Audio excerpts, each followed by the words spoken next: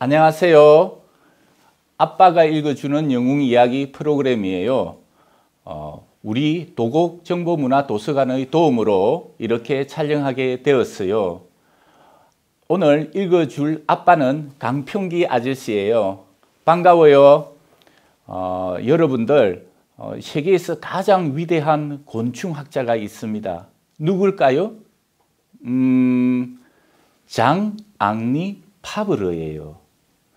파브르의 집은 아주 가난했어요. 그럼에도 불구하고 이렇게 위대한 학자가 되었어요. 어떻게 가능했을까요? 궁금하시죠? 예, 오늘 우리 파브르와 함께 여행을 떠나봐요.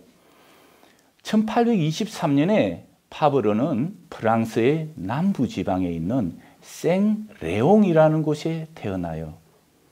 생레옹은 지중해와 가깝게 있었는데요. 그 파브르가 태어난 때의 그 생레옹은 시골 마을이었어요. 파브르 집은 너무 가난했어요. 그래서 파브르 아빠가 남의 집 땅을 빌려가지고 농사를 지었어요. 파브르의 동생이 태어났네요. 집도 가난한데 이제 먹을 게 없었어요. 그래서 아빠와 엄마는 고민을 했어요. 파브르를 할아버지 댁으로 보내기로 했어요. 할아버지 댁은 생레옹에서 무려 70km나 떨어져 있었어요. 많이 떨어져 있었죠. 그곳은 숲속이었고요. 시골 마을이었어요. 할아버지와 함께 이제 파브르는 숲도 구경하고 식물도 관찰하고 곤충도 관찰하고 그리고 소와 강아지와 함께 어린 시절을 보내게 됩니다. 이렇게 파브르는 하루 종일 숲속에서 놀았죠. 할아버지는 파브르에게 매미, 여치, 메뚜기, 거미 모든 걸 설명해 주었어요. 저녁 되면 그냥 자는 것이 아니었어요. 할머니가 너무도 재미나는 이야기를 매일 밤 전래 동화를 읽어주었죠. 나중에 파브르가 위대한 학자가 되는데요. 바로 할머니가 밤에 읽어주었던 그 책 내용이 많이 들어 있습니다. 이제 파브르가 나이가 되어 찼는데요. 초등학교에 이제 입학해야 되는 거예요. 그래서 다시 아빠가 있는 곳으로 왔는데요. 초등학교에 입학을 했어요. 너무 수업이 재미가 없는 거예요. 열심히 공부할 것 같은 파브르가 오히려 할아버지 할머니와 지냈던 그 시골 마을이 계속 기억이 났죠. 그래서 어느 날 아빠가 책을 한 권 사주었어요. 식물 도감과 동물 도감이었는데 그 책을 보고 파브르가 글자를 익히기 시작했어요.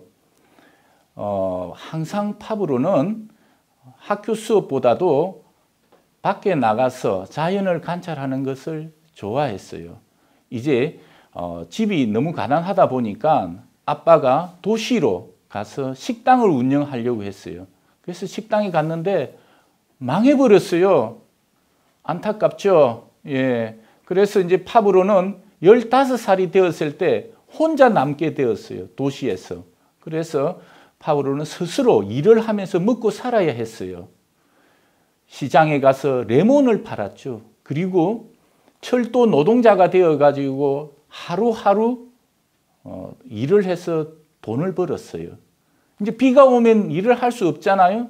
그래서 그동안 모아놨던 돈으로 가지고 책을 사서 시집을 읽고 이렇게 했어요. 가장 힘든 시기였다고 해요. 파브르는 잠잘 곳이 없었어요. 그래서 공원 벤치에서 잠을 자기도 하고 이런 삶을 지냈습니다. 그런데 어느 날 길거리를 가다가 뭔가를 봤어요. 바로 전단지였는데요. 아비뇽 사범학교 입학이라고 적혀져 있었어요. 안에 글을 읽어봤죠. 읽어보니까 아니 합격만 하면 수업료가 면제였고 기숙사도 들어가게 되었어요. 그래서 파브르는 열심히 공부를 합니다. 시험을 쳤는데 1등을 했어요. 이제 학교에 들어가서 너무도 기분이 좋았죠. 학교에 들어가서 수업을 듣는데 아니 이건 또 아닌 거예요. 자기 수업하고 자기가 좋아했던 과목이 아니었던 거죠. 그래서 하루는 선생님이 파브르에게 이런 말을 합니다. 너가 빨리 이 학교를 졸업하려고 하면 졸업시험을 2년 과정에 맞춰서 먼저 치라. 합격만 하면 그 다음부터 너는 너 원하는 수업을 너 원하는 좋아하는 과목들을 마음대로 들을 수 있다. 그렇게 했죠. 그래서 파브로는 2년 만에 졸업시험에 합격을 합니다. 그런 이후에 파브로는 그리스어, 라틴어를 공부를 해요. 당시에 프랑스에서는 항상 라틴어라든지 그리스 언어 이런 것을 많이 배우는 것이 도움이 되었어요. 파브로가 이제 졸업을 했어요. 사범학교는 어린이를 이제 가르치는 그런 학교인데요. 그곳을 졸업하고 나면 이제 선생님이 되는 거죠. 당시 프랑스에서는 선생님이 월급이 너무 작았어요. 그래서 부잣집에 있는 그 마구간에서 말을 키우는 그 사람보다 월급이 더 작았어요. 그래서 파브로가 받은 월급으로 가지고 콩, 빵, 과일 조금, 고기는 먹을 수 없었죠. 상당히 집이 계속 가난했어요. 그래서 선생님이었던 아내와 이제 결혼을 하게 됩니다. 결혼을 하고 나서 파브로가 계속 이제 그곳에서 가르치다가 학생들이 파브로를 너무 좋아했어요. 왜? 파브로는 수업 시간을 주로 체험학습을 했어요. 그 꼬마아이들을 데리고 자연 속에 가가지고 벌도 구경시키고 이렇게 했죠. 그러다 보니까 소문이 났어요. 주변에 있던 많은 학부모들이 파브로 선생님 수업을 듣고 싶었어요. 그래서 학생들이 막 전학을 왔어요. 그리고 더 흥미로운 것은 파브로는 가난했지만은 항상 돈이 없는 사람들 그리고 공부할 기회를 놓친 사람들을 위해서 시민 강의도 하고 무료로 했어요. 그래서 그런 시기를 보내고 드디어 프랑스 남부에 있는 지중해에 있는 지중해의 네 번째로 큰 섬인 코르세 섬으로 중학교 선생님으로 가게 됩니다. 그 코르세 섬에 들어갔더니 너무도 자연이 아름답고 그리고 식물, 동물들이 그대로 보존되어 있는 거예요. 이건 바로 파브로를 위한 섬이었던 거죠. 그래서 그곳에서 탕동 교수님을 만나게 됩니다. 역사적 만남인데요. 이 탕동 교수님은 당시 프랑스에서 유명한 생물학자였습니다. 그러니까 생물학자이니까 이런 섬에 와서 뭐 식물을 채집하고 그랬겠죠. 그래서 파브로가 직접 이제 탕동 교수님을 모시고 같이 연구도 진행합니다. 물론 파브로는 당시에 물리학을 가르쳤어요. 근데 탕동 교수님이 하루는 이런 말을 합니다. 파브로야, 너가 식물과 동물을 좋아하니까 너 생물학자를 한번 되어보는 건 어떠냐. 그래서 더 공부를 많이 해서 이렇게 대학 강단에도 쓰는 그런 사람이 되었으면 좋겠다라고 했죠. 파브로도 이제 동의를 하고 공부를 합니다. 하루는 또 탕동 교수님이 바늘 2개를 가지고 왔어요. 왜일까요? 그 당시 파브로가 조개와 달팽이를 좋아했는데 달팽이를 해부하는 걸 이제 보여주는 거예요. 그래서 바늘 2개를 가지고 달팽이에 있는 이게 껍질에서 이제 떼어가지고 안에 있는 알을 다 끄집어내죠. 머리부터 시작해서 하나하나 자세하게 해부를 합니다. 너무 파브로가 신기했잖아요. 왜냐하면 동물, 식물은 항상 속에 무엇이 들어있는지 궁금하잖아요. 여러분들도 우리 의사 선생님들은 우리 사람의 몸을 다 해부를 해보는 거예요. 그래야 깊은 지식을 알 수 있고 그 생물이라든지 그런 모습들을 잘 관찰할 수 있죠. 역시 파브로도 너무도 흥미로웠어요. 그래서 파브로가 탕동 교수님으로부터 그런 해부하는 것을 이제 배웁니다. 그리고 이제 탕동 교수님은 파브로에게 이런 말을 해요. 내가 나중에 식물에 대해서 채집을 하고 포본을 잡고 책을 쓰고 이런 거는 또 중요하지만 더 중요한 거는 너의 감정을 실어서 글을 쓰라. 그러니까는 뭐 이 동물의 이름은 이거이고 몇 센치이고 킬로그램이에요가 아니라 이 동물은 얼마만큼 마음을 아픈 동물이다. 봐라. 발 하나가 없지 않느냐. 이런 걸 글로 남기는 그것을 가르쳐 주었어요. 이제 파브로는 그쪽에 있는 코르세 섬에서 다시 아비뇽으로 옵니다. 아비뇽으로 올 때는 이제 고등학교 선생님이 되었어요. 이제는 수학과 물리학을 강의를 했는데요. 그 시기에 파브로는 이제 드디어 자연과학 석사학위를 대학원으로 가게 됩니다.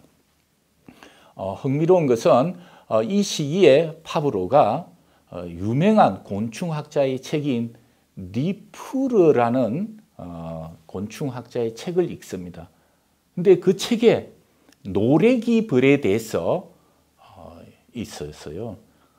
어떤 내용이 있었냐면은 그 노래기벌이 독침을 쏘아가지고 비단벌레를 잡는데 그 독침에 방부제가 있기 때문에 비단벌레가 썩지 않는다. 그래서 그 잡아왔던 그것을 자기 집으로 가지고 가서 노래기벌이 알을 낳아서 애벌레가 되어서 그 비단벌레를 이제 뭐 흔히 이야기하는 밥이죠. 이제 양식으로 삼아서 이제 크게 성장한다라고 그렇게 되어 있었어요. 근데 파브로는 궁금했어요. 과연 그럴까? 독침으로 가지고 그 비단벌레를 죽여가지고 그 독침에 방부제가 있는 것일까? 궁금했죠. 그래서 이제 파브로는 빨리 봄이 오기를 원했습니다. 왜요? 돋보기를 들고 노래기벌을 찾으러 갑니다. 직접. 그래서 파브로가 며칠 동안 이제 막 찾았어요. 드디어 노래기벌과 비슷한 혹 노래기벌을 발견합니다. 이 노래기벌들의 특성은 사냥벌이에요. 사냥벌. 그러니까는 꿀벌들은 다 같이 모여가지고 집을 지어 사는데 이 노래기벌은 자기 집을 지어서 땅에 파서 자기들이 살고 있는 거예요. 그러다 보니까 이제 이 홍노래기벌을 발견했는데 홍노래기벌이 그 아까 이야기했던 그 비단벌레하고 좀 비슷한 바구미라는 벌레를 이제 탁 물고 옵니다. 그래서 돋보기를 딱 들고 있다가 자세하게 그 구멍을 보고 있었죠. 혹 노래기벌이 이렇게 날아가자 핀셋으로 가지고 그 벌레 어떤 바구미를 꺼내와서 자기 집에 가지고 옵니다. 자기 집에 가져와가지고 이제 관찰을 하기 시작해요. 정말 죽었을까? 아니나 다를까? 움직이지가 않았어요. 하루, 이틀, 사흘째 되는 날, 이 바구미가 똥을 누웠어요. 살아있다는 것이 뜻이에요. 또 10일이 되었는데 파브로가 전기를 한번 보내봅니다. 전류를. 그랬더니 바구미가 몸을 부들부들 떨어요. 아니, 그럼 이거 죽은 게 아니라 살아있다는 건데? 그때서야 이제 파브로는 깨우칩니다. 그 노래기벌은 중추신경, 그 바구미의 중추신경을 딱 쏘아가지고 마비만 딱 그대로 시켜둔 거예요. 그럼 마비만 되어 있으니까 죽지는 않겠죠. 그래서 그 마비되어 있는 걸 자기 집에 가지고 와서 애벌레들이 이제 먹게 되었던 거죠. 그것을 파브로는 또 아까 탕동 교수님의 그 지도를 받았던 제자이지 않습니까? 글을 씁니다. 논문을 썼죠. 그 논문을 이제 발표를 했어요. 발표를 했더니 니프르, 야, 너 정말 똑똑하다. 그걸 발견했구나 했고 당시에 유명한 생물학자 있었습니다. 찰스 다윈인데요. 종의 기원을 썼던 사람이 다윈이 그걸 책을 읽어보고 야, 이렇게 관찰할 수 있는 사람은 이 세상에 둘도 없다라고 이제 평가를 합니다. 그리고 나서 이 또 파브로는 꼭두선이라는 식물을 또 관찰했는데 이 꼭두선이라는 이 식물이 왜 중요하냐면요. 당시 유럽이라든지 프랑스에서는 염색을 이제 했거든요. 이 염색, 색깔을 분류하는 그 염색의 중요한 식물이 바로 꼭두선이었는데 이게 색깔을 잘못 추출하면 색이 혼합이 되니까 색깔을 분별할 수가 없었어요. 그래서 꼭두선이에 있는 그 염색을 분류할 수 있는 그 기능을 파브로가 실험에 성공을 합니다. 그러니까 이제 주변에 있던 염색 공장에 있는 사장님들이 엄청 좋아하죠. 막 장사가 잘 되니까. 이 이야기를 들었던 이제 당시에 이제 프랑스의 교육부 장관이 파브로를 이제 만나고요. 그리고 나서 프랑스에서 가장 유명한 훈장이죠. 예, 여기 보시면 레종 드네르 훈장입니다. 이거는 프랑스에서 제일 훌륭한 사람에게 주는 최고급 훈장상인데요. 이 상은 바로 프랑스의 나폴레옹이 처음에 만든 상이에요. 그 상금을 많이 받았어요. 파브로는 다시 그 모든 돈을 가지고 또 뭐 집을 짓는 게 아니라 실험을 했어요. 그러다 보니까 열심히 연구하고 있었는데 이제 교육부 장관이 이제 직을 그만두고 당시에 파브로는 이제 박물관의 관장이었는데 사람들이 모두 다 또 시기를 해요. 막 비난도 하고. 그래서 자기가 더 이상 아비뇽에서 살 수 없다 해가지고 이제 이사를 가려고 합니다. 오랑주라는 아비뇽에서 약 한 20km 북쪽으로 가는 곳인데요. 이사비가 없었어요. 그래서 이 파브로는 또 친한 사람이 한 명 있었습니다. 유명한 철학자인데 존 스튜어트 밀이에요. 그 밀에게 편지를 막 씁니다. 아, 내가 이사할 돈이 없는데 이사비를 좀 이렇게 좀 해줬으면 빌려줬으면 좋겠다. 그래서 밀이 또 돈을 빌려주죠. 그래서 파브로가 그 돈을 가지고 이제 오랑주라는 마을로 가가지고 그 다음부터 이제 본격적으로 곤충기 작업에 들어갑니다. 그 당시에 파브로를 도왔던 아들이 지일이었는데요. 그 지일이 그림도 잘 그리고 했어요. 그래서 아버지를 따라서 같이 했는데 지일이 안타깝게도 죽습니다. 그래서 이제 파브로가 마음을 굳히면서 그 아들 잃었던 그 슬픔으로 이제 책을 만들어내기 시작하는데 이제 책이 나온 게 바로 곤충기입니다. 드디어 곤충기 1권이 나왔어요. 이 파브로의 곤충기는 무려 28년간 총 10권의 책이 나오는데 곤충기 1권이 세상에 나오자 새똥구리에 관한 내용인데요. 세상에 나오자 프랑스뿐만 아니라 전 세계가 놀랐어요. 왜? 이보다 잘 쓴 곤충기는 없는 거예요. 아까 이야기했듯이 단순히 과학적 지식을 전달하는 것이 아니라 풍부한 문학적 감수성을 넣어가지고 그 책을 썼거든요. 그리고 나서 이제 이 곤충기가 유명해졌고요. 제가 곤충기에 있는 그 내용 중에 이런 게 일화들이 있습니다. 매미에 대한 그 일화인데요. 파브로는 매미가 소리를 못 듣는다고 생각했어요. 그래서 파브로가 마을 축제 때 사용했던 큰 대포를 자기 집 앞마당으로 가지고 옵니다. 그래가지고 대포를 꽝 쏘아요. 온 동네 사람들이 놀랬죠. 파브로는 딱 매미가 날아가나 안 날아가나 지켜봤는데 매미가 날아가지 않았어요.